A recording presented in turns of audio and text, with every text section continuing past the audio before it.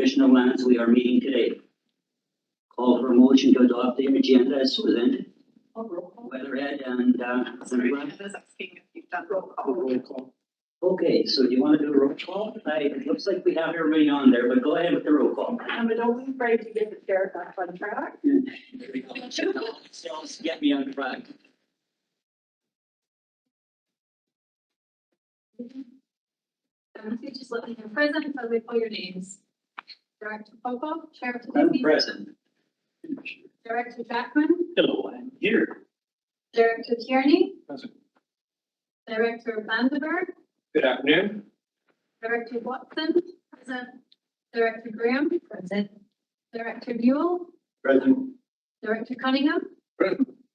Director Davidoff, I don't see him online. and Director Hanningraf, present. Director Weatherhead, present. Director McFadden, Present. Director DePoo, Present.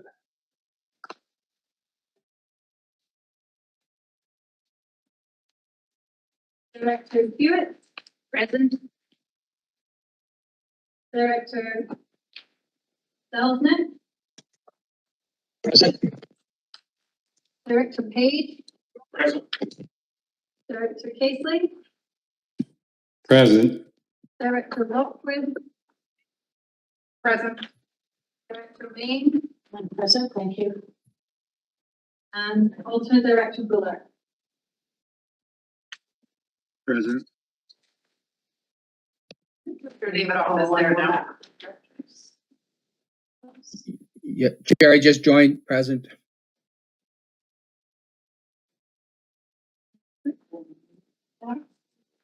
CEO Horn, Here. General Manager Mallow, General Manager Wolf, Present. Manager Wilson, present. Akane Matsu, Nathan Schulman, Heidi Bench, Not She's yet. going later. She's on.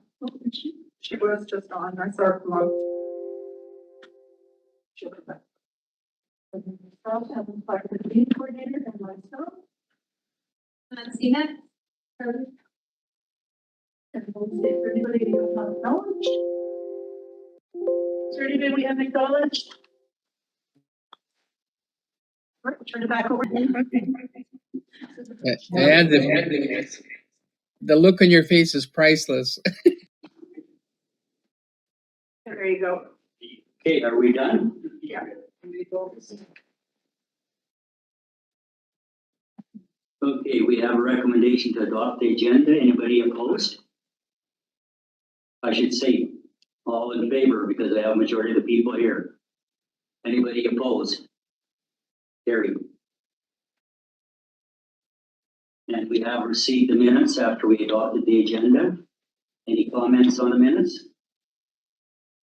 Seeing no comments, we'll move on to item number 3, Director Work Contract Nelson Recycling. And I believe, I'm Kane? Connie. Thank you. You have the floor. Thank you. So if you can give us a brief overview on that, and then we do have a recommendation on there. So go ahead, we've got the floor. Thank you, everyone. You have to speak up a little bit so we can hear you. Sure.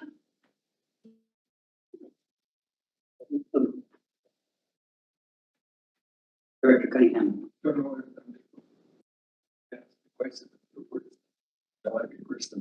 Okay, thank I you. want to be first. Director Cunningham beat you to it. Go ahead. Thank you, through the chair. Today I'd like to present to request the board authorization to direct award a new service contract and service agreement to the Nelson Lease Society for 3 years of the contract with potential to 1-year contract extension. So as you know, Nelson Lease Recycling Depot is the only year-round eco depot which accepts most of their EPO materials since 1982. And in 2019, the RDCK and the leagues entered into a service agreement to further expand their services to collect items both under interchange recycling, as well as the hazardous waste that are currently not covered under the EPA program. And the RDCK is currently providing the financial contribution for their operation annually, which is $71,360. The current agreement will expire on the 31st of August. The Leafs have expressed their willingness to continue the partnership with RDCK with some amendment requests for the annual contribution value. So they have proposed to increase annual contribution to $81,240 due to the recent increase of the expenses, including the recent increase in minimum wage, which is effective from June this year. And this value is covered still under the allocated budget in 2014 in the RDCK Financial Plan for Services S187. So further breakdown of the annual operational expenses contribution from the RDCK is shown in the report in table 2. The Leafs has been operating as a well-known and well-established depot, and the use of the depot has been increasing every year. And the Leafs have also been awarded by several EPA programs for their effort to increase the collection rates annually. And it's been also demonstrated that it'd be really challenging in financing institutions without securing contract with multiple EPR programs, especially with those with higher incentive rates, such as Uncle Pacific for refundable program. And the Leafs have already secured most of the EPA programs, and so it will be more challenging for other vendors to compete against the Nielsen Leafs. Also, the Leafs has already met and been registered as a return collection facility, meaning that the Leafs has met all of the criteria that the Ministry of Environment and Climate Change Strategy has recently amended. Further, as table 3 in the report indicates, the annual cost of the depot are much higher compared to that of hazardous waste demand in each sub-region. However, the volume of hazardous waste collected from the Nielsen Leafs depot were also significantly larger, which brought the cost per ton much lower. It can be said that by keeping the year-round depot, the RDCK will be able to achieve diverting much larger volume of hazardous waste from landfills, and it is much more cost-effective approach to the RDCK despite of the higher annual price. Therefore, staff recommend option 1 as stated in the report. Again, the pros of this option will be by keeping the well-established year-round depot that accept most of the EPA programs and non-EPA hazardous waste material. And also that will be also covered under the allocated budget. And the cost per ton is much more efficient compared to hosting annual hazardous waste events. And the cons for this option will be the cost associated with the Nielsen Leafs operation is higher than hosting annual events. And also there may be other vendors out there who will be able to provide similar services. And option 2, as stated in the report, the pros of this option is that there may be other vendors who has better locations with more competitive prices to operate service. And the cons for this option are there may not be any other bidders for this service in the area, and also that the Leafs would retain the agreement with most of the EPA programs that if other vendors get selected by certain EPA programs in the resident have to go to multiple locations to complete their disposal. So this is the report. Over.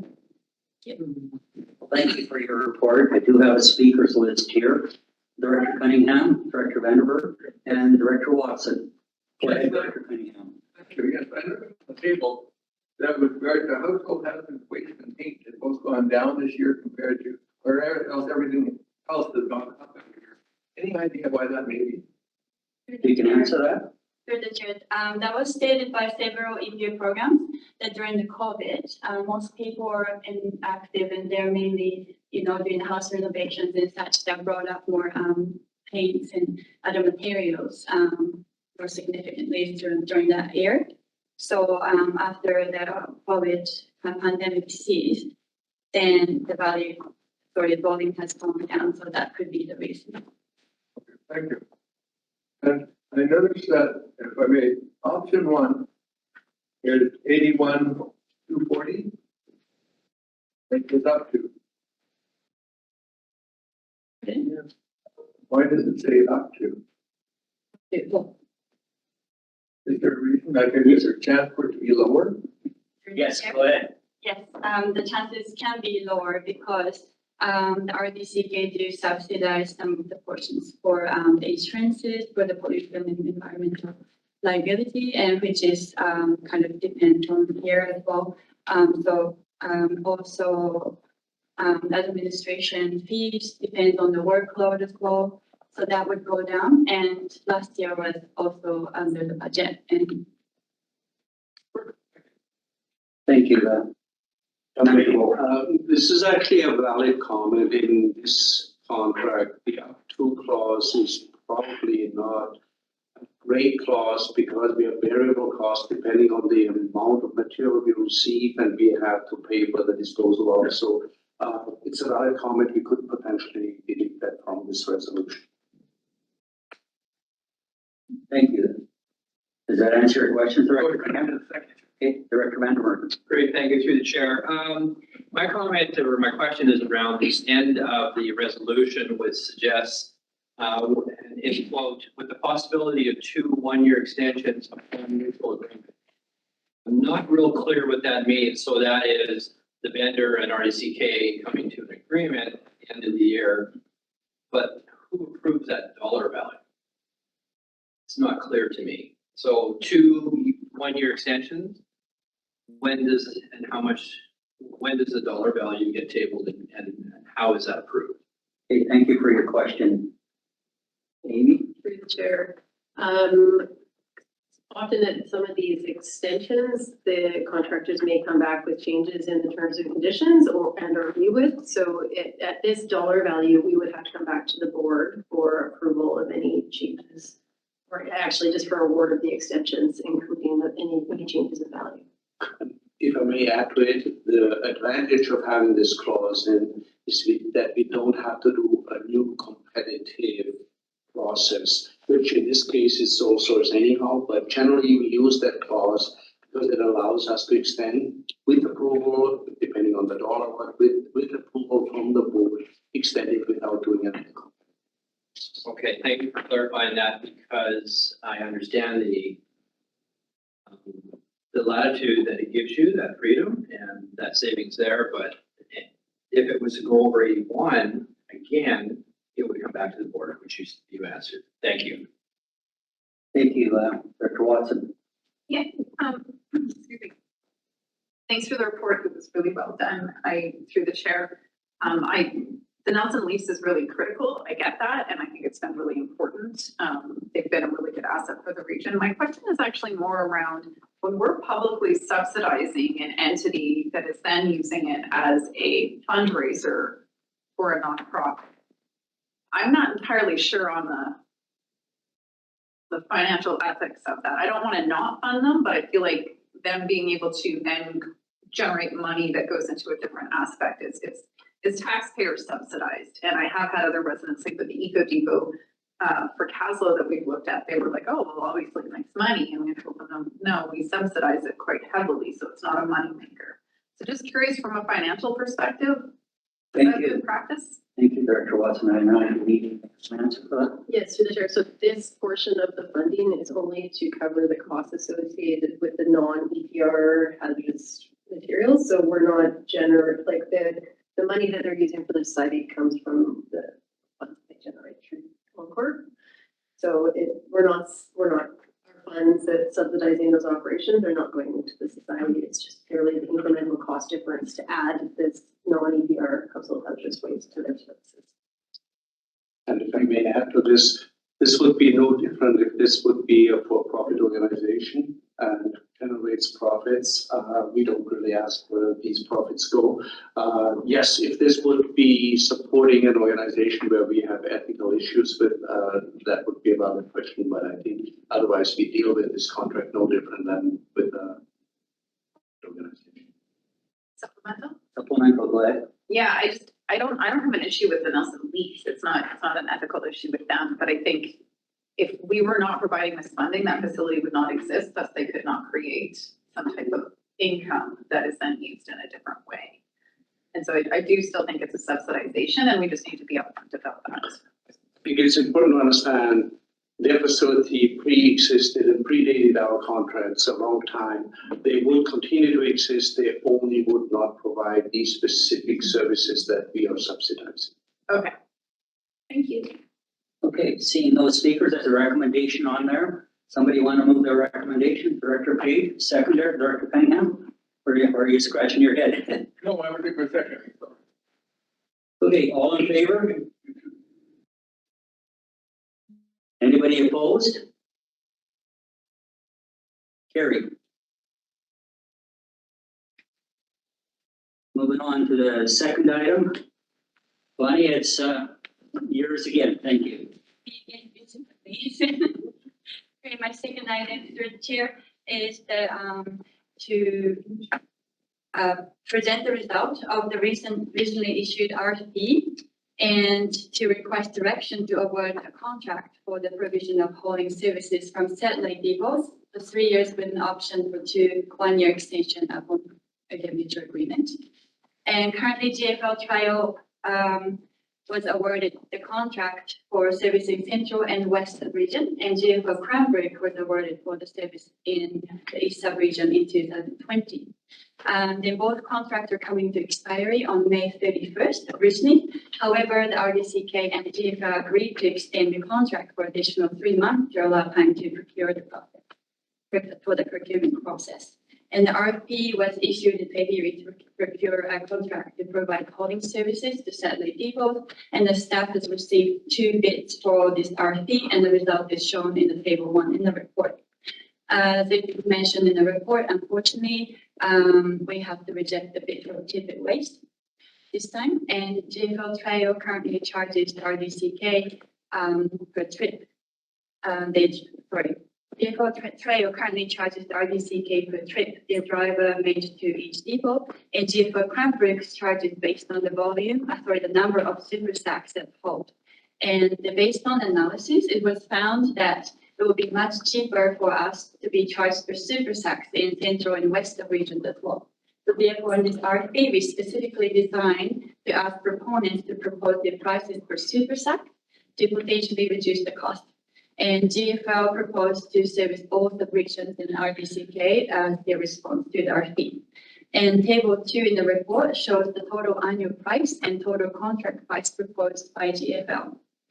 And please note that the prices are not this time including the cost for Kootenay Creek Marina Depot, as it was directed by the board to close the depot permanently as of February.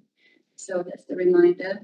And it was found that the total annual price that the GFL proposed happened to be 26.3% increase from previous year. And therefore staff reached out to GFL to inquire about the significant increase. And the GFL has commented that it was due to the increase of the inflation, good services cost. Then, however, GFL did submit alternative prices for this RFP again, which is shown in table 3 in the report. And GFL proposed the prices lower than the original prices. However, they have also proposed to lock it with 4% annual increase instead of annual price adjustment. As table 4 shows, both GFL's proposed pricing fit within our allocated budget for these services, and alternative prices will be lower for Central and East sub-region. However, it will be more expensive for West sub-region. Further, 4% annual increase will be beneficial for the RDCK if the future years of CPI increases over 4%. But if it actually remains lower than 4%, then RDCK will be locked into a higher rate. So with all these reasons, staff recommend option 1A and 1B as stated in the report, which is to go with original price. So pros for both recommendations are GFL has already been established the service efficiently in RDCK depot, and by continuing the services with them will be more beneficial for the RDCK than re-establishing everything with the new contractor, as GFL will be still coming to 4 depot to service. And also be charged for super tax will reflect the true cost to service each location. And annual contract price adjustment will also reflect the annual inflation, and it will be lower than 4% in some years. And the other option is to award the contract to GFL with alternative prices. And the pros for this one is that it will be cheaper for Central and East sub-region to start with. And a fixed 4% annual increase might be cheaper in some years if the CBR of the transportation services goes above 4%. However, if that go lower than 4%, then the RDC again will be charged higher rates. So that's the cost of this option. Thank you. Any questions? Okay, I've got Director Weatherhead and Director Vandenberg. You're Director Vandenberg and Director Page. Go ahead. Thank you through the chair. Connie, thank you. This is a really excellent report. And I think I may have gotten confused at some point in time, but could you just explain to me how West went up and East and Central went down? What was I didn't catch the part where West went, how West went up. Or the chair, GFL did not really explain the reasoning for that. I don't know if Connie or Louis. So the rates did not go down in any of the regions, but it is a substantial up in Central and West. Well, the difference between the original price and the adjusted or the new pricing. yeah, so they didn't explain why. Do you recall why they said that? Sorry, through the chair. It could be because, as you can see in the central prices, some of them have gone down from $60 to $67 to $57. So maybe just to equalize. I think I can answer that, but what they have done is flatten the rate over West and Central sub-region. So one unit rate for both of these regions, which would have resulted in an increase to West than to Central. So if you look, I'm assuming you are talking about the second alternative pricing here, and they have throughout $57 per super sack for Western and Central sub-region versus a more differentiated pricing as you see in the earlier version. In fact, I had a phone call this late morning with the manager because I had my issues with the pricing overall. So followed up with them, got a follow-up call this morning after he had meetings with his subgroups. So by the way, the Eastern service provider and the Western Central service provider are two different offices. They suggested flat pricing over the whole region all of a sudden, and said, yeah, that's a no-go. But so it is interchangeable, and I think they just flattened the rate. It was a fairly late in the game request from our side to come up with an alternative here, and I don't think they went a whole lot of work into it. And I think our best option is to go with the original tender prices. Does that answer your question, or I see a puzzled look? That's just my question. It doesn't make me happy, but that's my question. I guess. Okay, I've got Director Vandenberg and then Director Page. Great, thank you, and through the chair. So what does a bid bond do? And why is a bid bond required? The bid bond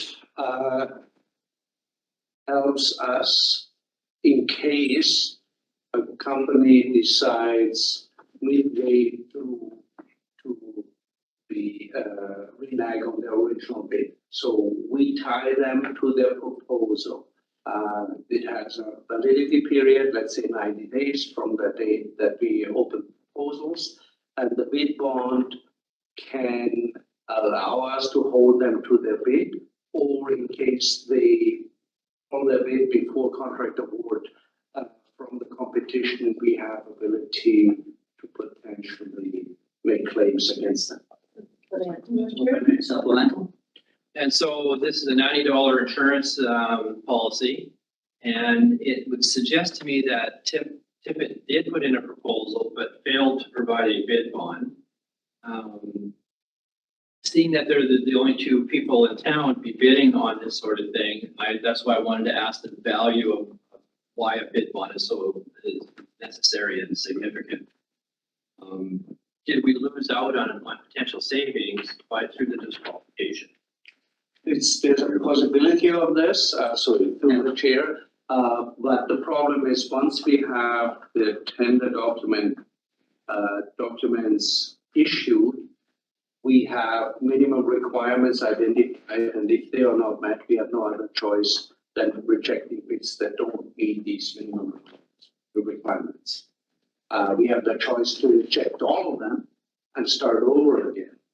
But again, as you see, even with this process, because we had some going back to this bidder about clarifications and pricing, we had to already extend the existing contract at new rates in order to have service continuity.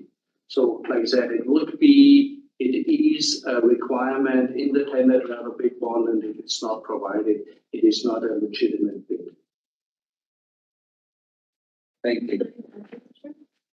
Go ahead. Through the, working with corporate admin on bid bonds and securities and contracts recently, and so bid bonds are one of those things that sometimes contractors go out and they bid on a whole lot of things, and then by the time they pick and choose the ones that they move forward on. And so sometimes on these contracts where if we have a gap in service, it would be a major impact to us. This is one of those areas where we would still like to have bid bonds.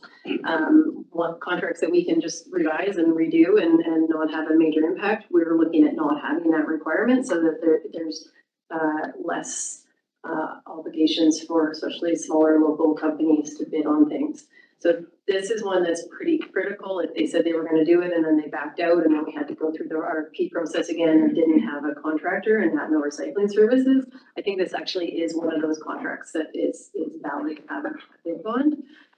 Maybe the value of it can be up for discussion so that we make it reasonable, but yeah, so that's the intention. Another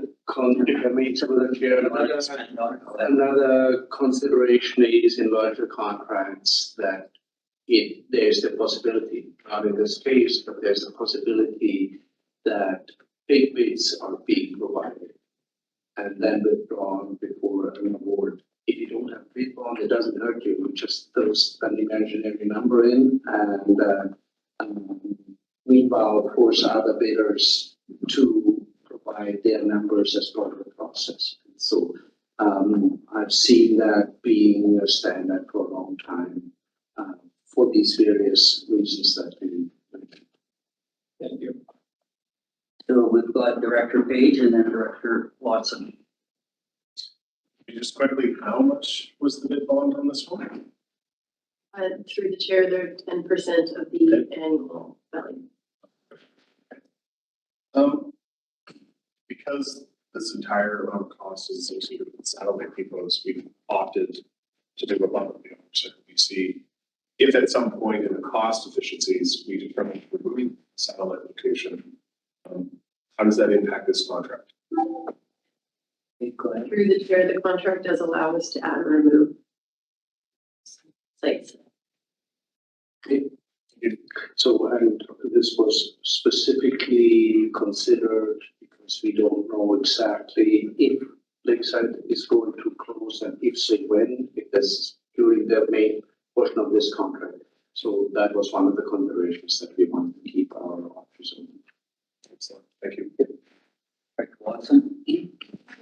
Sure, two questions. The first one is, we had a lot of complaints with this contractor at the beginning, so I'm assuming that this has been flushed out. Just curious, being they were the predominant and only qualifying bid, is that putting us in an awkward position of potentially having issues continue? And then I have one question, but I'll ask it. Yeah, so through the chair, I can let Akane speak to it, but she has done fantastic work in reducing the service interruptions involving both GFL and our. So we've had months where they've been zero. I don't know if we're still on that trend, but they've been quite minimal compared to even a year ago. And to expand on that, a lot of our issues that we had was actually more the larger contract servicing the core depots, not necessarily the satellite depot servicing, which is this contract. Okay. Your second question? Yeah, my supplemental is just noting that like on the ICI for cardboard, we have waste management applying, and now we're gonna have two different entities moving things that we're subsidizing. I'm just curious, do we know why waste management did not fit on this? Let's go ahead, Dave. Through the chair, they do not have equipment to service those superset collections. They have a different type of, we're not interested. Okay, we do have a recommendation, seeing no questions. If anybody online has a question, please put it in the chat, so I can put you on the list. Director Vandenberg for the second time. Yes, thank you, through the chair. So this contract is bid in its fullness, the BDF Central and East. It's not separated so that Tippett could provide a bond to the east part of the work and maybe the west. It was split up, or that opportunity given to accommodate the smaller providers. I just wanting to know how that RFP was formed, put together. Yeah, through the chair, we allowed anyone to bid for all of the depots or a single depot or any collection. And we actually even provided some suggestions for configurations of a route. And so they could have done this one. Thank you. And to add to this, if I may, through the chair, the contract start would trigger a performance bond to be provided if the reason was financial for not providing a bid bond, then the performance bond itself may be a potential. Director Weatherhead and Director Jacqueline, or actually, Connie, I think one after. Tippett did, they did bid for the entire RDCK depots, and of course, they're just focusing on the east. So that was from them stating that they'd like to service the entire depot. And I can tell that the price wasn't really ideal for us anyway for the rest of that, so. Thank you. I've got Director Weatherhead for the second time, Director Jacqueline for the first time. Go ahead, Director Jacqueline.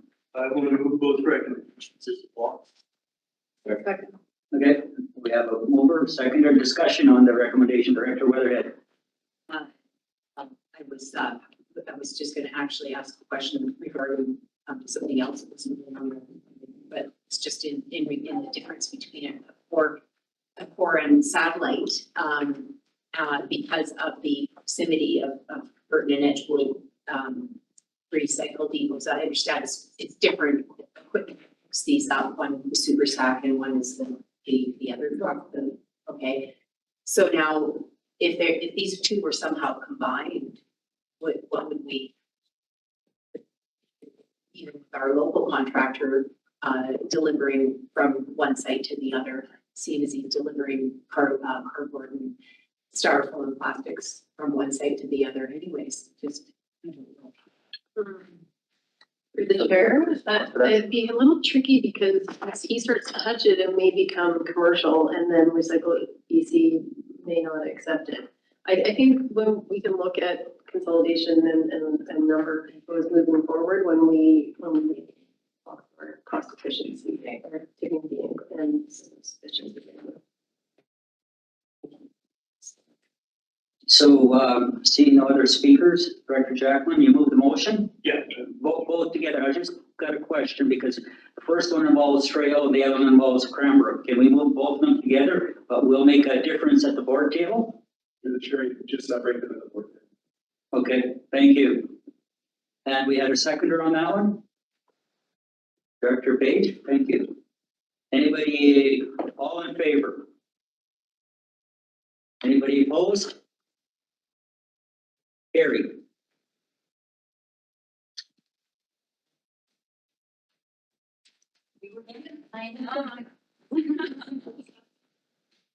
Right, so again, for the chair, so I'm here again to present the results of the recently issued RFP for the collection and transportation and marketing services of ICI old corrugated cardboard, also known as OCC, from 8 designated depots in RDCK for a term of 2 years with option to extend for 3 one-year contract extensions upon mutual agreement.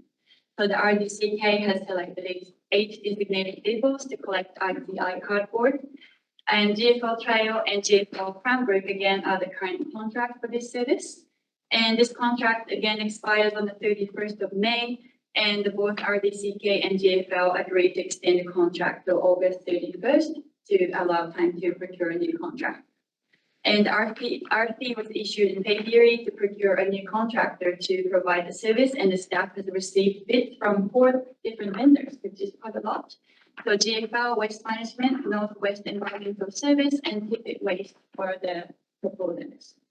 And the result of the evaluation process is shown in Table 1. As Table 1 shows, Tippett Waste bid again was rejected, unfortunately, due to the failing the mandatory requirement. And then Waste Management scored the highest among all proponents. And Waste Management demonstrated well-established service performance management system, as well as benefits to have new technology called Smart Track technology, and that captures not only contamination rate, but also contribute to identify the bin condition, and the tonnage data will be captured immediately. And Waste Management also proposed very competitive rates for their service. And as is shown in Table 2, I believe, Table 2, yes. And Waste Management proposed to service the entire RDCK for their proposal. And the total annual service cost to be $96,545. However, Waste Management has additional charge on top of this called recyclable material offset fee, known for RMO, which captures the changes in cardboard commodity market value rebate and the cost of baling and freight and processor cost. And RDCK will be credited if the commodity value of cardboard increases, and it will offset the processing cost, so the RMO will decrease. Waste Management stated that the recent commodity value of OCC has been quite stable, and also that and it doesn't fluctuate as much as we think. So they have suggested that the fluctuation has been between $70 to $100 per ton in the last 6 months. And also have reached out to multiple references that they proposed, and they have also said that the fluctuation hasn't been significant at all, so that has been kind of reassured. And also Waste Management was not able to provide estimated RMO under the situations where there was no commodity value, because it would be challenging for them to estimate the other costs related to freight and processing costs. So I can't present if there is no zero value figure today. However, they did say that the fluctuation again is not significant, even if the commodity value is depreciated. And for this RFP, Waste Management used $80 per ton value from February 2024. And then they estimated the total annual RMO to be $114,350 on top of the service cost that they proposed, which brings the total annual cost to be, my apologies, sorry. They have calculated the total RMO to be $18,806. So plus service cost to be $114,351. That would be considered as their total annual price. Then the total contract price will be $228,702. So sorry. And so this value is actually 45% under the allocated budget, as Table 4 shows. Therefore, staff recommend option 1 as the report states. And the cost for this option is, as you can clearly see, this is 59% lower than GFL's proposed value and 65% lower than New Northern West Environmental Services value. And also the reduction of RMO may occur in the future years if the commodity value decreases, the reduction of RMO may occur if the cardboard's commodity value increases, and which brings the lower cost to the RDCK. Also, Waste Management can provide pre-scheduled dispatch plan based on the monthly service report. So the RDCK staff are no longer required to report and monitor the bin capacity and bin status on a daily basis. So the cons for this option is, again, there may be a fluctuation in RMO. And alternatively, there's option 2, which is also stated in the report. So this is the option to actually halt the ICI cardboard collection service from this RDCK boundaries. And pros for this option is, of course, the RDCK will significantly reduce the cost associated with this service. And the cons is that, again, there is no services for ICI in this region. Therefore, more volume of recyclable cardboard going to landfill. And also there will be a significant public concern in RDCK, and we'll receive a lot of negative feedback on halting the service. Yeah, so that will just definitely prevent our goal for reducing the waste per tonnage, waste per capita, which we really indicated in the resource recovery plan. So yeah, this is the cons for the option 2. Thank you. We're starting to get a speaker list. Director Page, go ahead. Thanks for the report. My question is around smart bin technology. Like initially we looked at the 4 components, drastically lower price. The smart bin technology is supposed to help us with measurement and understanding the contamination rates that are going into the pickup side of things. Is there any component of that programming that penalizes us for an overstuffed bin, a bin that's got the wrong things in it? Do we in this price go beyond if there's contamination rates or bins aren't being treated the right way and smart technology can flag, we're gonna build the RDCK. Connie, you can answer that. Yes, so there are bins that they're suggesting called their front loader bin. So they have a really nice security to it. So there will be only small portion that they can access from the outside. So they stated that if the RDCK staff were on site and they detected the contamination, they will charge us.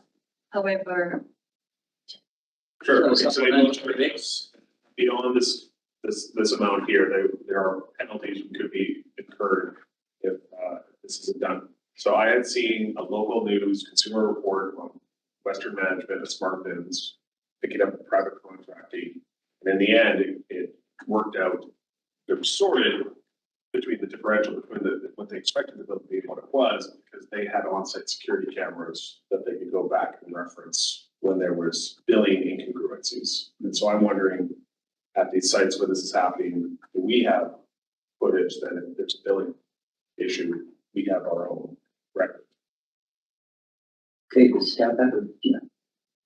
Connie, do you want to respond, or Amy, or? Yeah, I'll give Amy. Okay. Well, through the chair, we can have, some sites do have surveillance, not all sites. I think we can have staff supervise to some degree. I don't know if these bins are going to be lockable. So currently all our bins are locked when the site is not open. So that's something, and so that's one thing is the site, if the staff are around, we would also get, RBC is, and so the ICI is not part of RBC, but like any recycling program, if there's contamination now seems to have a contamination charge back to it. So I think it's something we face with any outfit. Yeah. So we can, like our staff don't have to report the bin capacity, but we can ask them to still supervise what's going into them. So do you have a supplemental? No, I'm good. I'm just. Okay. Yeah. Director Watt. No. Okay. Sorry, Okay, so we do, Director Lockwood, go ahead. Thank you. I have a couple of questions about our ICI. Since we have the organics, and I don't know, this is going in a little bit different direction. Since we have the organics, are we ever going to get to a point where to be able to reduce this cost of ICI, that we're either putting our cardboard into our organics So we're not actually hauling it, we're not actually getting rid of it, we're actually using it in our own facility? The Manager Wolf has a response to that. I believe it's not an option, but I can't say for sure. But one of the things I've heard in the recent meeting with another municipality that does biosolids composting for quite a long time. So we were just exchanging operational information with them. But one of the things they mentioned in that meeting was that they had been use the term slapped by the ministry for using certain clean wood wastes in their material as carbon source because it's post-consumer material. So we will find out more about that, but that would be the same case. This would be identified as post-consumer, and if that's the correct information, then we wouldn't be allowed to add this. Having said that, plastics generally, and a lot of cardboard has the tape as a plastic associated, is the other piece we would have to be able to address in the processing. So it's not an issue if that tape stays large enough that the later processing can take it out. But if you have materials, plastics that disintegrate to a certain degree and become smaller pieces, then it's a contaminant that stays in your compost. That's another consideration for using cardboard as a carbon source in our compost. Okay, Yeah, supplemental. To that, if I may, so I understand in the organics that we're producing for gardens and stuff like that, but we haven't even gotten to the point where we're looking at dry cake and all of that stuff that is a post-secondary product, or post-consumer product. Just so we keep that in mind, that that's maybe something that it could be used in that, and pushing back on the government that, so if we want to actually reduce GHGs and all of that stuff that we keep getting told that we want to do, that is a way of doing that, because we're hauling all of that stuff away and using it in stuff that we're not gonna be putting on our gardens, that we're gonna be using in ditches or parks or whatever. It might be a possibility. Again, if I may, I don't know for sure. The facility or staff of the facility that we talked to, they were actually doing biosolids composting and marketing it to the residential sector. So that's another unknown that we need to find out more about. But, and that is the product that had limitations in regards to post-consumer materials. Again, we will find out more about it, report back as we gain more knowledge on this process.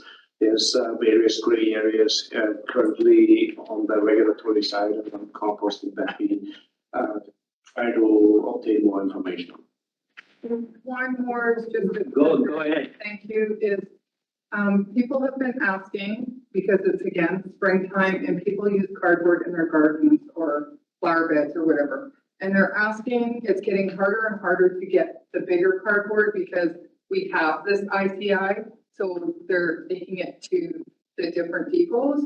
Are people allowed to actually go back to our bins and not dig through them, but actually be there and I'll use our site because our lady is so wonderful that if somebody says she would get it out for them and just hand it to them, or say, I know somebody that wants that big.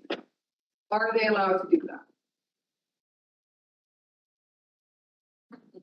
So through the chair, I mean, there'd be some view of that as being scavenging. If the material could have value to us to some degree, if it doesn't have value, we're going to be looking at our scavenging policy and we'll be considering if there's ways to do that. I don't think there's a problem for Lynn to tell someone. I'm just using her as an example. But actually pulling it out of the bin, I would not want to say yes, that's okay, but I think we could, if someone's looking for cardboard, share who they might be able to get cardboard from or something of that nature. Okay. Just that a lot of people are asking for cardboard. Or Like, one. I mean, even if they're there and putting it in their vehicle instead of in the bin, that's probably. Something we will look at as the, at the big picture. Thank you. Director Lockwood, thank you for your suggestions, very good suggestions, and I understand staff is gonna look into it as far as the park board goes, et cetera. So, we have Director Weatherhead, go ahead. Don't mind actually. Yeah. Question, thank you. Okay, so we do have a recommendation on there. Somebody move that recommendation? Director Weatherhead, Director Page? And, all in favor? Anybody opposed? Carried. Yes. Yes, go ahead. So just for the committee's knowledge, we did ask for pricing as well for Slocan and Crawford Bay for information purposes. Just so everyone's aware, they didn't put in a bid for Crawford Bay, and one of the other ones that weren't the awarded, but I think the price that was just astronomical, so we obviously didn't want it. So that'll be some of the information we can bring back with some of the other system efficiency and next year's budget, because the value wasn't in the budget, but we just wanted them to give a price so that we can provide that info. And then the other thing I wanted to pass on is, I wanted to share with everyone that Connie is now with us permanently, so. Okay, well, thank you. We're moving on to item number 6, and I believe Nathan. Elected body wants to present. Yes, go ahead. For my last comment. Gotta give her a bit. I couldn't read my Well, feet. thank you for your presentation, Connie. Thank you, everyone.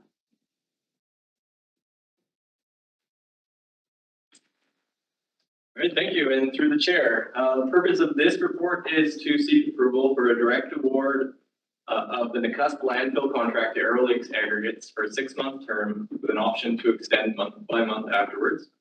And then also to seek approval to procure a new site maintenance contract for the Nakusp transfer station following landfill closure in 2025. So the current landfill operation and maintenance contract will expire on June 30th and has no remaining extensions available. While landfill closure is planned for the near future, landfilling operations will continue until the end of the year and into early 2025 before closure works begin. Arrow Lakes Aggregates Limited currently has the contract and has operated and maintained the landfill in a satisfactory manner for several years. Therefore, staff sees no reason to seek a replacement contractor for the remainder of the landfill's operation. There will be no change in monthly costs for the direct award contract. The current monthly cost of the contract is $17,090 plus GST. Any additional month-to-month extensions will also be at the same cost. Funds for this contract are included in the 2024 financial plan for service S188. A direct award short-term contract to Arrow Lakes Aggregates is recommended.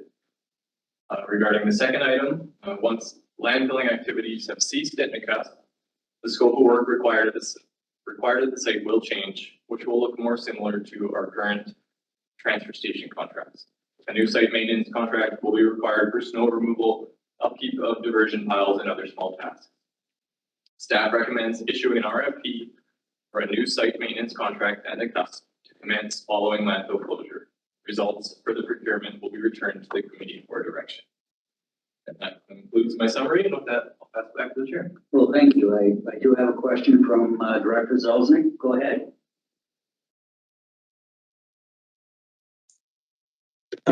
Thanks, Chair. Through the chair, just so the price. Now I understand what the price is. I was probably misunderstood a little bit. So you're saying the current monthly cost of the contract is $17,090. Director Zelznik, you're breaking up. I don't know if anybody is unmuted here or whatever. I'll mute office here to make sure that we're not providing you the negative feedback here. Just hold on a second with me.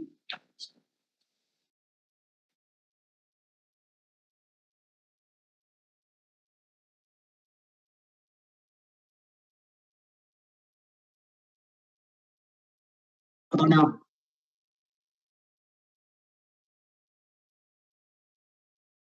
You hear me?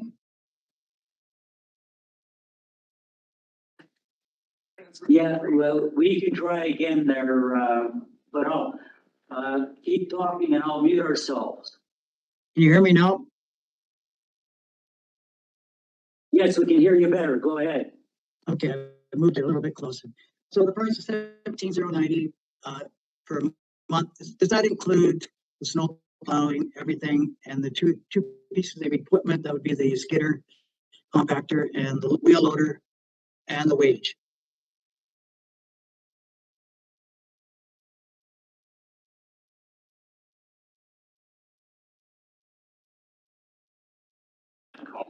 Yeah, can you close your video? You're breaking up again, and staff could not make out what you were trying to, or unless you want to post it in chat. No, That's how's that? Yes. Okay, so that price 17,090 per month. Does that include the wheel loader, the compactor, with the skidder I meant, and the wages and the snow plowing? Yes, I see them nodding their heads. Go ahead. That is correct. It is all inclusive. Okay, so actually, so one of the reasons I understood, and maybe others too, one of the main reasons is his costs were too high, and it was one of the reasons we decided to close the landfill, was one of the reasons. And when I looked at his price, he's in the ballpark. For a base rate of, he probably puts in 24 hours in those 3 days a week, which works out to about $1,120. If you look at the Blue Book rate for a machine, what he's using now, it's about $130, $135 an hour with, and which works out to about $1,120 plus the wage, which works out to $1,425 a day times 12 comes out to $17,019. So, am I misunderstood? Are you saying his prices were legit and within reason, or were they? Because I was under the impression his prices were too high. Okay, Scott. I don't know that we necessarily said that the prices are too high. What is high is the cost per ton for a very small landfill. We are accepting at that landfill, I want to say, in the neighborhood of 2,000 tons a year. Have an operational contract of about $200,000, and that's before any of the other administrative costs, groundwater monitoring, consulting, and so on and so forth. So we are talking $200 per ton before any of the liability, monitoring, consulting cost. I think that's when we talked about the price is high, the cost is high at that site. That is what we are referring to, that very small sites are extremely high in cost on a per ton basis. Go ahead. And just to add to that, next cell development would require a liner and leachate collection under the criteria, unless we were able to argue another exemption. And so that was the other major contributing factor. Okay, Director Zeldin, does that answer your question? Pretty close. I think I understand it a little bit better now. Do you know what it would cost going forward once you don't have to do the compacting, just the snow plowing? What are you looking at? Maybe 1/3 the cost? Want to respond to that? Through the chair, we have estimated a value in the budget. I don't have it off the top of my head. It is reduced. Can't recall what percentage it was. It will really depend on the procurement and what's available in the community at the time though. So right now we just simply have an estimate based on some of the other contracts that we have for transfer stations. However, this one would also include some bid movement potentially. So this could be a higher level contract than some of our other transfer stations. So it's at this point a bit of a guess until we get the results from the procurement back. Okay, well, thank you through the chair. Because I actually wrote it down here a while back and just went back and looked, and I had written down 280,000. We estimated his costs was one of the big reasons. So anyway, maybe my notes are wrong. So anyway, thank you. Well, thank you for your input, and hopefully your questions will be answered. And we have Director Casely for a question here. Go ahead, Director Casely. Yeah, through the chair, Tom, that also included a roll-off truck that has to sit on site to move the bins for that amount as well.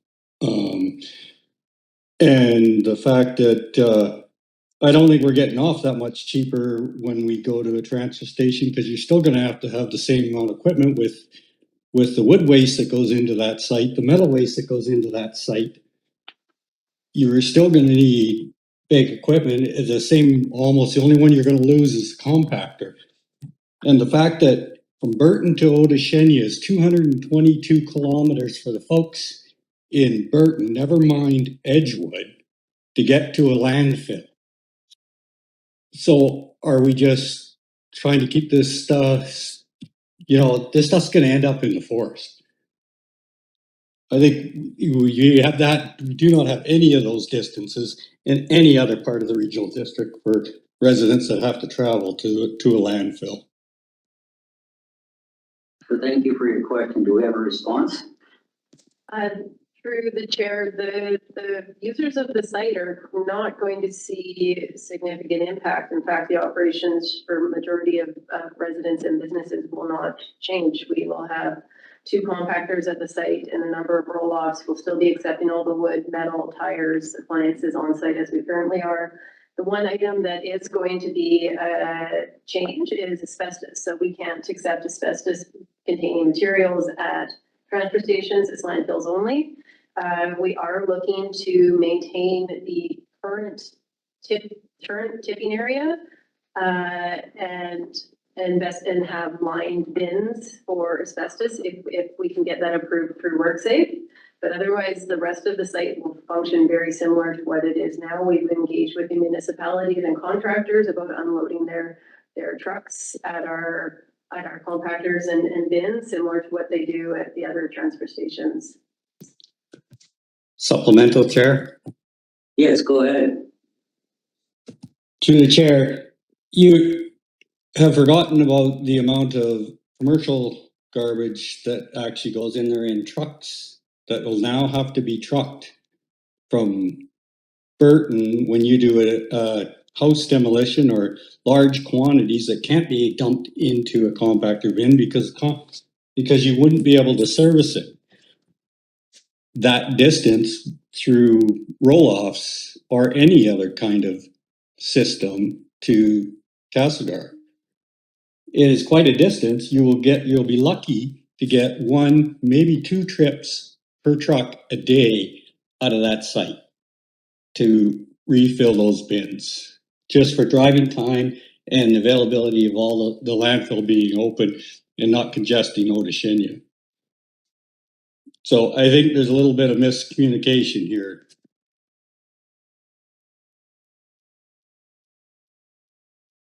Well, I don't know if anybody can give you a response on that one, Director Casely, but I don't know. Not expecting one. Yeah, Not expecting one. Yeah, I think we had significant discussion about the need and the rationale around the closure of this site and the operational efficiencies in hauling versus continued landfill. So I don't know if you want to open this up again or have this at a later time, but I don't think, I think there was lots of discussion around the details of this prior leading up to a now tendered transfer station construction and closure of this site. thank you, Manager Wolf. I recall that Director Casely mentioned that he did not really want a response, but thanks for the response anyways. So we have 2 recommendations. Director Weatherhead.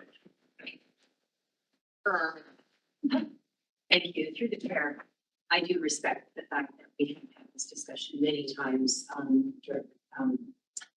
Manager Wolf, and I do understand that. But just for clarity, to on the topic of Burton and Edgewood, and as we were looking at, sort of these things more separately, what I do foresee is that my Burton and Edgewood taxation will have an increase based on the fact that me to my belief, and you can set me straight, that we will now be shipping those transfer stations much further distance than what we were when we had a landfill.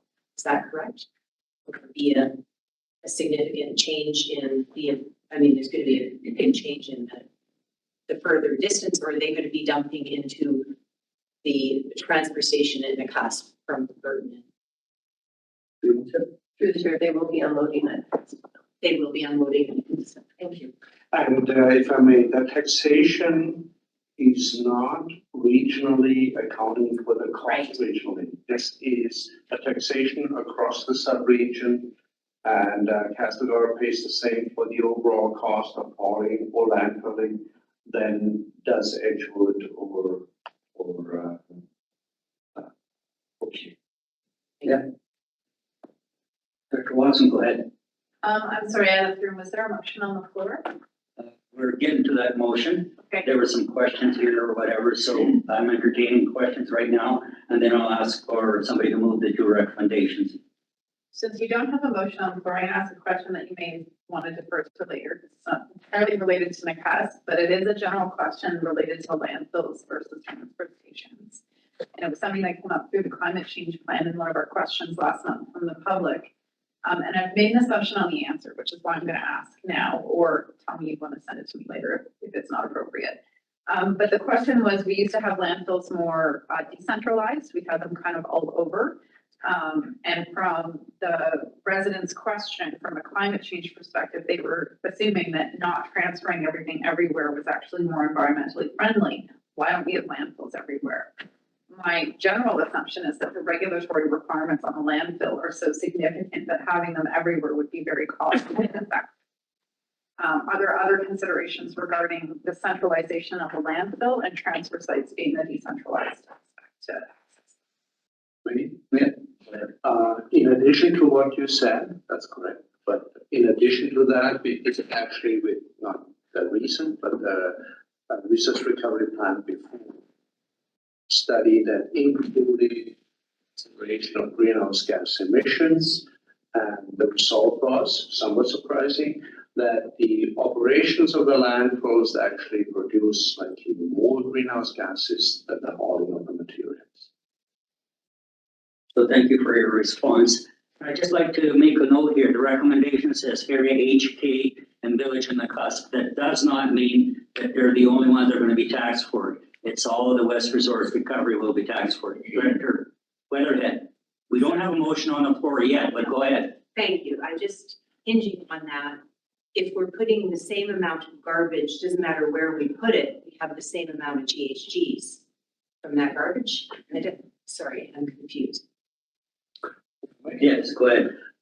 In regards to GHG generation from the landfill, that is correct. In regards to the operation of the landfill, on a small landfill in comparison to hauling the materials, the GHG emissions are actually larger from the operation of the landfill. And Director Selznick has just pointed out very well the details that go into an operation in regards to equipment hours, operation of a small landfill. That is not insignificant. So you have your compactor, you have your loaders, you have a roll-off truck, various items here that put significant hours in equipment hours in order to operate that landfill. Plus all the other associated greenhouse gases from landfill closure or cell excavation and things like that. So that is all part of the consideration. The greenhouse gas emissions piece at landfills, really composting is our big win there, and any other organics that we can keep up with. Yeah, thank you. We're getting a little bit off topic here, but I've allowed some leeway on that. So we've got the recommendations, and hopefully I can move them as a block. And I'm looking at Director Jackman. Chair, all vote, we're in committee, I'll move both as a block. Okay, Director Jackman, a seconder. Director Pendergraft. And all in favor? Anybody opposed? Carried. the next item on here? Creston landfill, item number 7. So, we have Heidi. Thanks, and through the chair.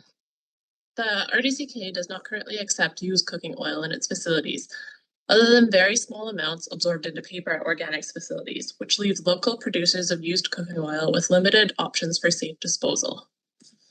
Improper disposal of used cooking oil can cause costly equipment damage in waste and wastewater facilities and harm to plants and animals.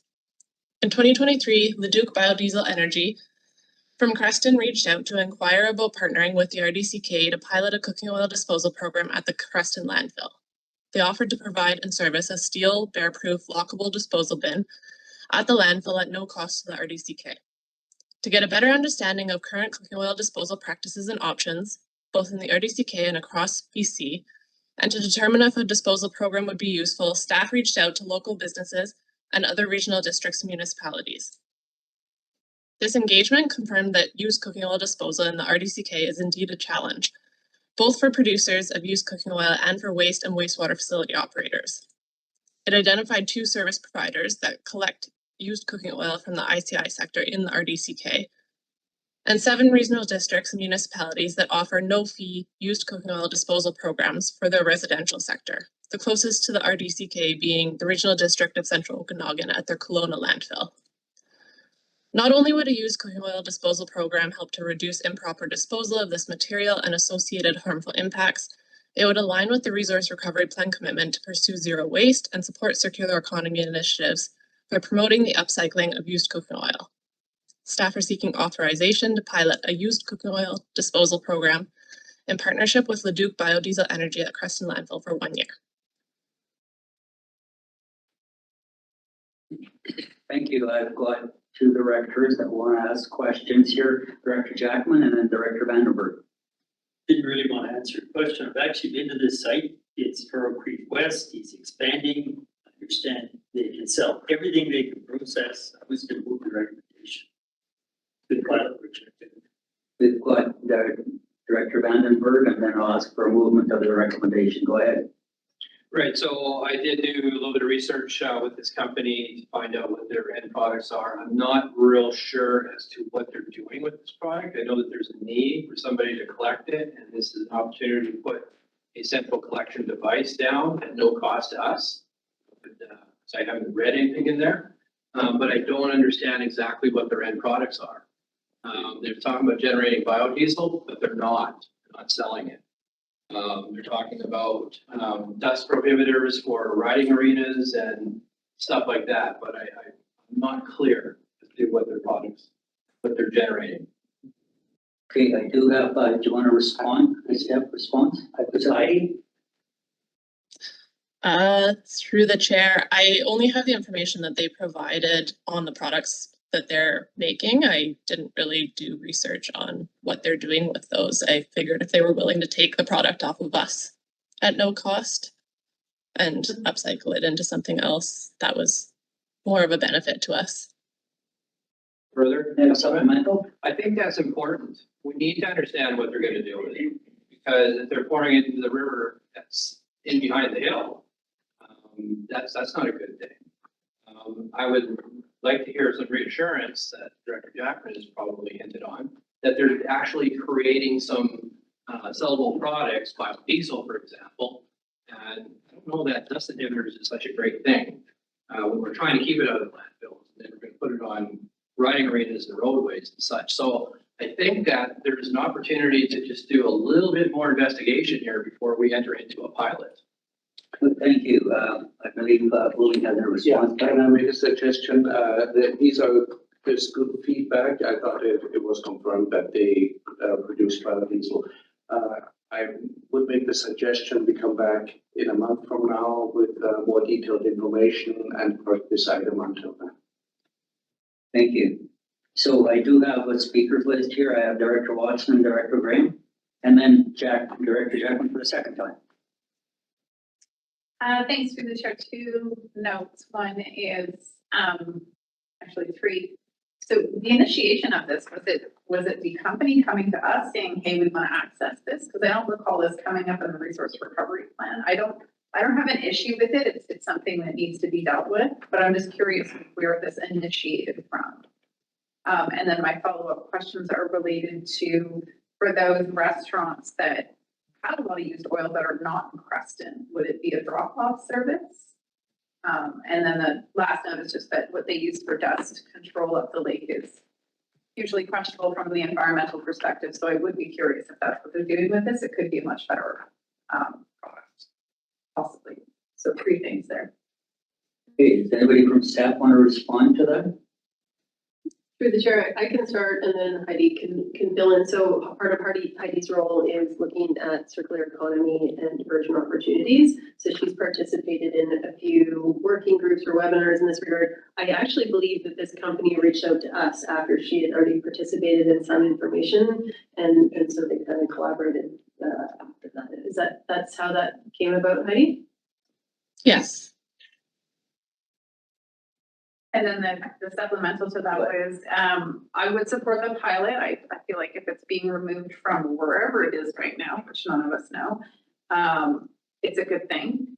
Would those not in the Creston area have a drop-off service being available to them, and that's how they could get rid of it? Not saying a restaurant from Castle is going to drive to Creston to drop it off, but just curious if that's a mechanism as a drop-off. Yeah, so through the chair, currently Leduc says that they service much of the RDCK. They do come into Nelson. I believe they also service some food businesses in Caslow. So they come and collect it from businesses.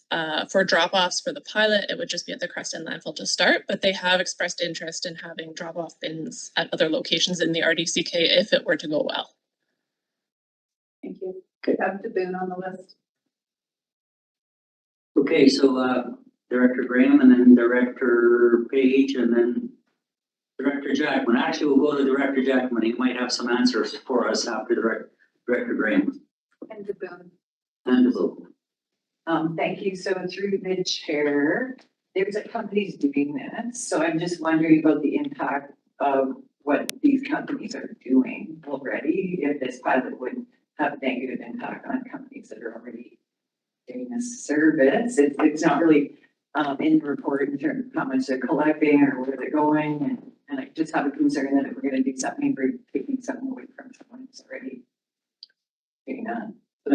So through the chair, this is largely going to be residential drop off, so that won't be impacting commercial, I suppose. I don't know, Heidi, if we would be restricting customers. I don't think that they charge them for pickups though, so I can't imagine that businesses would take the time to bring it to our drop off if someone would come to their business and pick it up.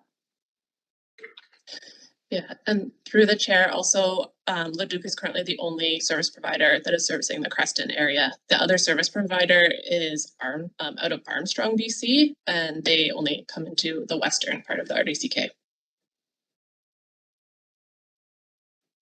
Thank you. So I've got Director DeBoon and then Director Jackman and then for the second time. And Director Page. The first time. So go ahead, Director DeBoon. Yeah, first of all, through the chair, I would like to thank staff for working on this. I was the unfortunate recipient of a whole bunch of used cooking oil a few years ago, and I tried to get rid of it. It was nearly impossible. I think it was a company out of Salmon Arm that I set up appointments with several times, and they never showed up. And it was a large amount. It was somebody's used biodiesel that ended up at my son's house. So having somebody local help us dispose of this is a great feature, and I'm hoping we can be successful with this. And again, I would like to know what happens to it, but I assume it will be put to good use.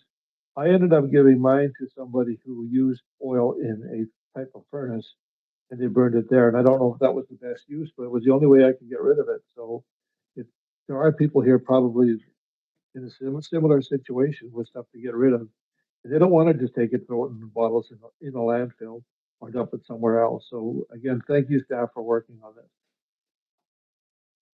this.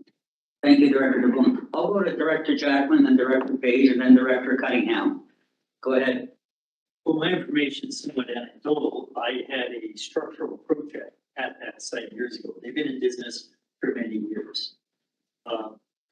The biodiesel is a niche market, so companies like Bus Service, Man Mountain Light, that's their niche, is saying they use biodiesel. They need to be able to buy it from somewhere, and there's other entities who it's their niche market. So that's, I believe, why they're able to sell as much as they can of that product. The other one that interested me because of my history was form release. So when you use wood concrete forms, the brand new, the paper is smooth and coated, they pop off the concrete. It's a few dozens and hundreds of times. We used to just spray diesel oil on the forms, fill them with concrete, the diesel would push out the bottom as the mix went in, and we move on to the next second of the time. I did a lot of concrete work with Canada Construction. So they are a apparently friendlier niche, again, for that kind of market. It gives people ready access. There's all kinds of form release oils you can buy. You buy chainsaw oil. It's better for the environment than just using your, say, used motor oil, which also might mug up your chainsaw. So it's the same kind of product, relatively environmentally friendly, where otherwise you're using all kinds of things and spraying it out or dispersing it into the environment because you need a new product. I think the biggest niche market is these bus companies that say they use biodiesel. And that's what attracts customers and makes their business work well. Again, to reiterate, they've been in business for quite a few years. Thank you, Director Jackman. Director Page. I don't work for them. I don't know what they're doing specifically today or yesterday. Thank you, Director Jackman. Director Page and then Director Cunningham. And if, you know, we've discussed this for a bit here. It's all kinds of good uses. So if there's something new that you want to bring up, great.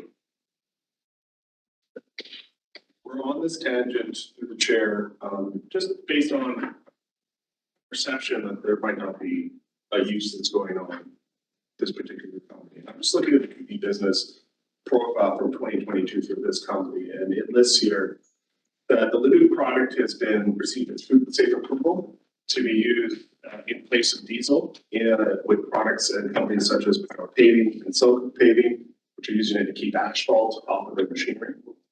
And the food safeness provides it to be a green alternative as opposed to the diesel. And so in the context of this being a pilot, I think I'm okay with giving direction to staff on how we validate what these uses might be. We've discussed at this table, having other entities be able to come to the landfill and retrieve a product that is useful and can serve better life. So I think we will eventually need to understand that people aren't picking up construction material and throwing it over the side of the ditch.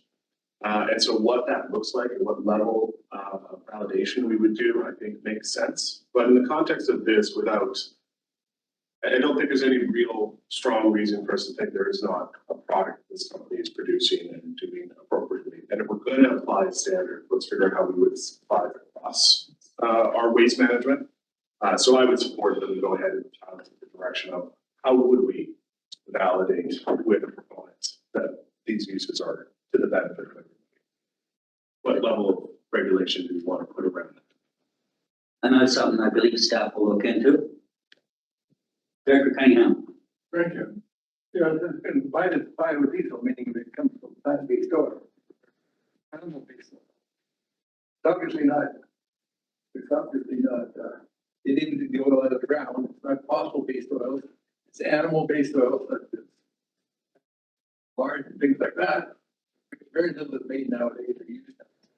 The oils, the bio-oils are plant-based oils. The part I like about it is when a vehicle goes by that's using these, it smells like French fries rather than, Thank you, Director Cunningham. If I may, so just to open up their Facebook page, and they refer exactly to what Director Jackman is saying. Here's a 22 post where they refer to giving away free pills of our concrete release for your business to try locally made right here in Creston, BC. So it's a concrete release agent that they promoted as one of their products. It's one of their main products and had free giveaway at that time years ago. in order to get people used to using their product. So, and there's a couple of these types of products that they promote on their Facebook website. Thank you. So we do have a recommendation there. Somebody wants to move that recommendation? Director Weatherhead, and a seconder, Director Page. All in favor? Anybody opposed? See no opposition, it's carried. Now we'll move on to item number 8. There was a resolution and it's amendment to the resolution. Now, if I can get a mover to make that amendment to that resolution. Okay. Director Watson, seconded by Director Weatherhead. I'll read the amendment. That the board authorize the renewal of the lease contract with the Village of New Denver for New Denver Recycling Depot for the term of June 14, 2020 to June 13, 2025. And further, that the cost be paid from service number A118 West Subregion Recycling. And further, that although no rental fee are charged by the Village of New Denver and RDCK will be responsible for utilities charges incurred. And further, that the chair and the corporate officer be authorized to sign the necessary documents. So we have a mover and a seconder. Discussion. No discussion. Anybody opposed to the amendment? All in favor? See no opposition online, so that amendment passes.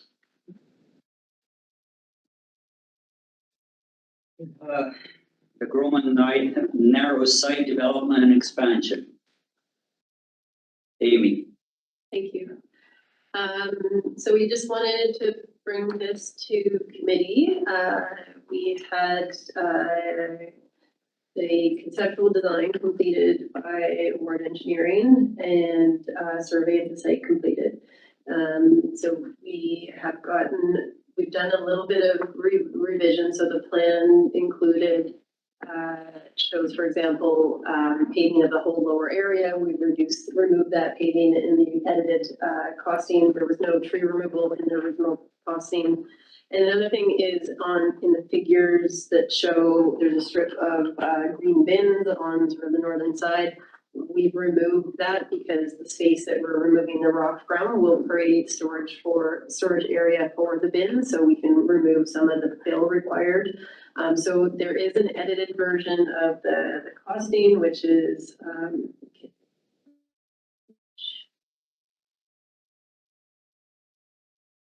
221 of the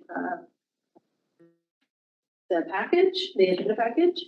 And so backing up a little bit, there is currently an RFP out for the detailed design that closes at the end of the month. So we'll be bringing that to the committee in June for a decision on moving forward.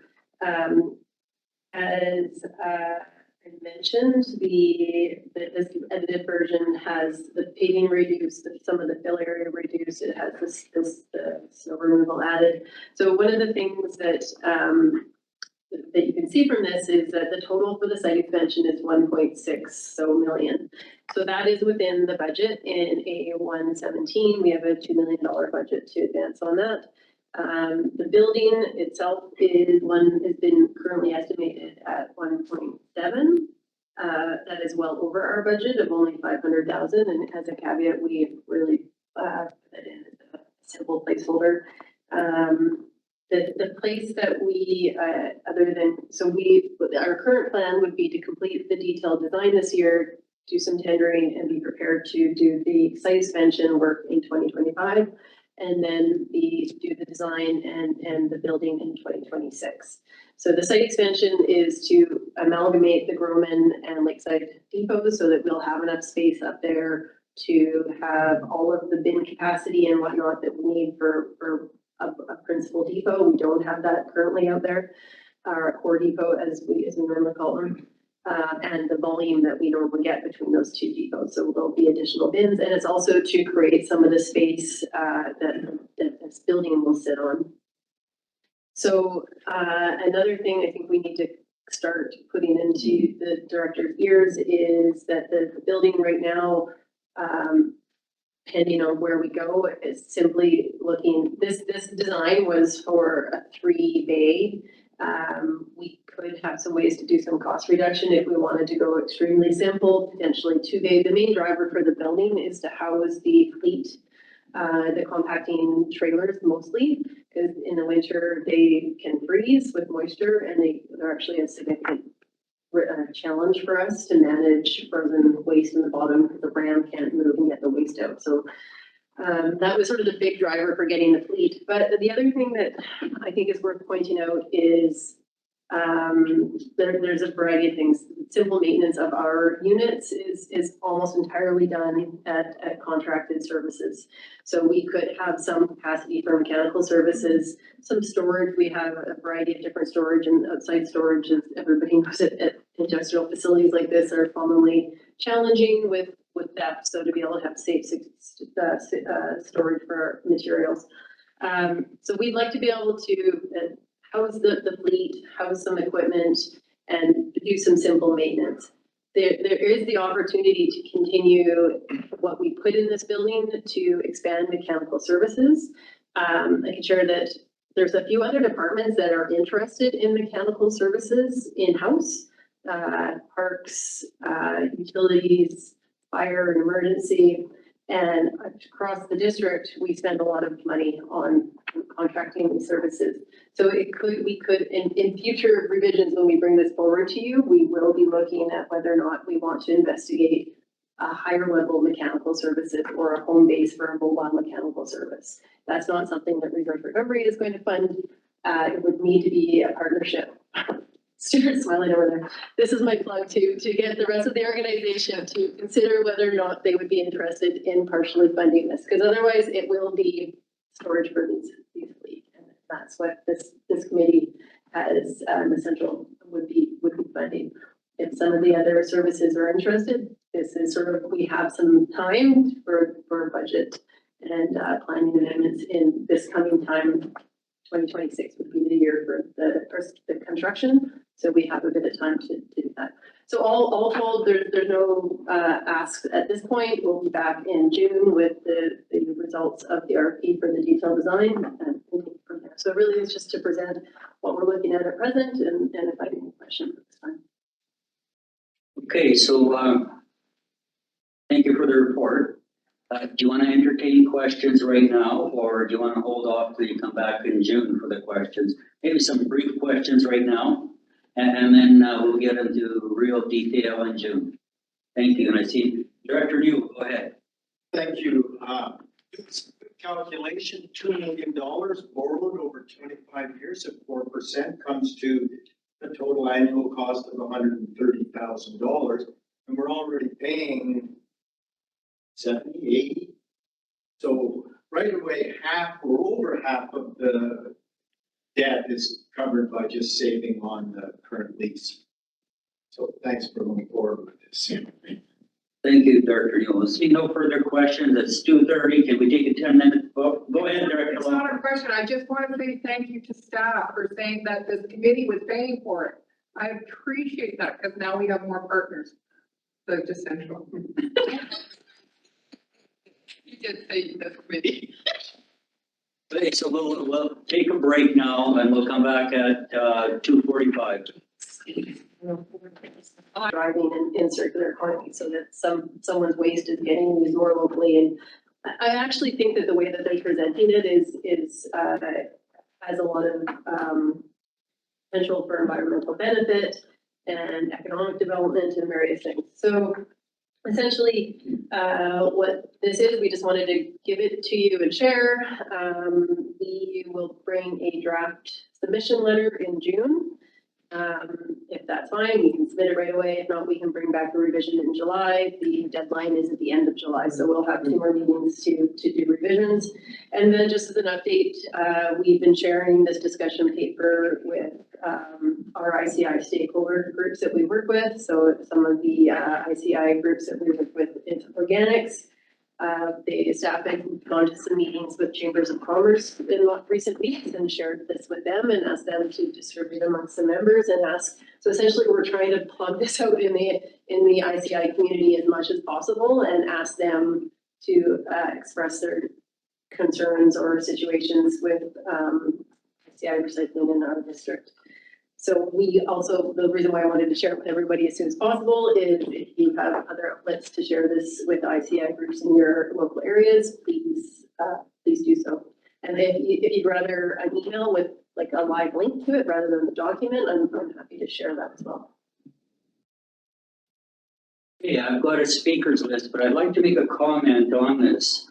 It's quite a comprehensive report and there's a lot of questions there.